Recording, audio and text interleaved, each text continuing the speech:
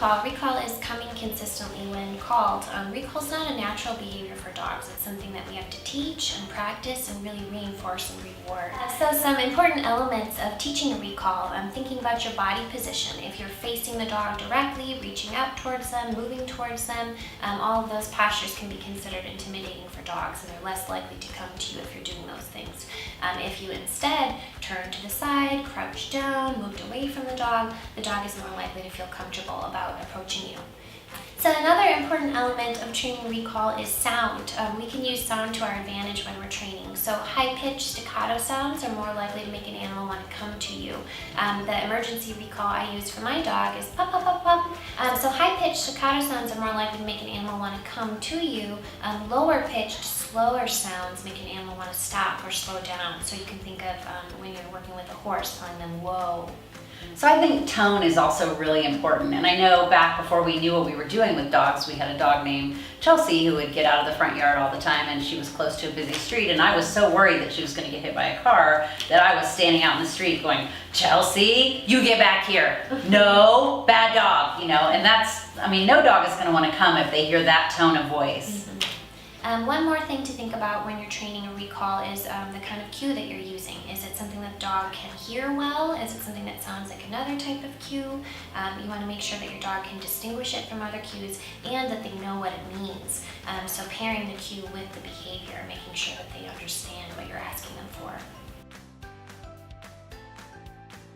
So games, tell me about some games you could play. Yeah, so one of my favorite things about teaching recall is that the best way to train it is just through fun games and exercises where you're playing with your dog and you're really making the recall rewarding, fun training experience for them. So what I always recommend starting off with is a really simple little game called Toss the Treat, where you're just in a low distraction environment with your dog, you've got some pretty high value treats or rewards, and you're tossing that out. The dog runs to get it, they finish the treat, they come back to you, you repeat, and so they get used to running out and then coming back to you. Once they're coming back to you consistently, you can add your recall cue. So adding the cue right before they come back to you. So then they start pairing the cue with the behavior. Once you've got your dog's recall cue established, then you can start using it to play some other games and do some other exercises. So you're really strengthening the recall cue in a variety of environments with different people and different types of situations.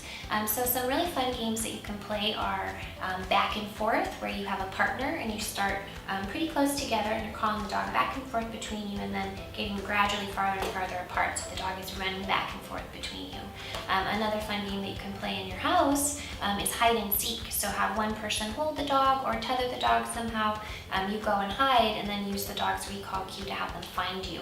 And that's a really fun, exciting one, because not only do they get rewarded with whatever high value reward you're using, but they also get to find you, and they're really excited to find you because you're their favorite person. Bonus.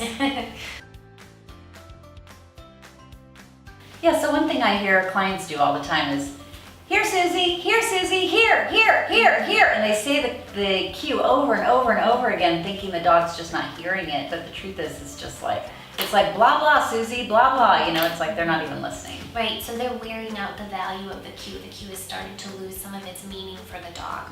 So it's always important to not wear out your cue. If your dog is not likely to come to you in that situation, use a different method. So walk over, clip a leash onto them, lure them, do something else. Don't wear out or poison their recall cue. Right, and you don't want to have their name be the cue, right? Because their name is for lots of other things too. So you don't want just calling their name to be...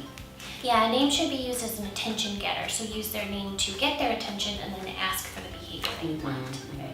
So speaking of poisoning a cue, that's why we never punish when a dog comes to us. So learning from my first dog before we had dogs and knew what we were doing, we used to scold her when she came in, which made it very unlikely for her to come again. Now we have a dog that still occasionally gets out, and now we make it, we have a big dog party when he comes back. So now he's coming back faster and faster and faster, because he knows as soon as he gets back, we're going to be super excited to see him, and we're going to give him treats and praise and lots of love. So works a lot better.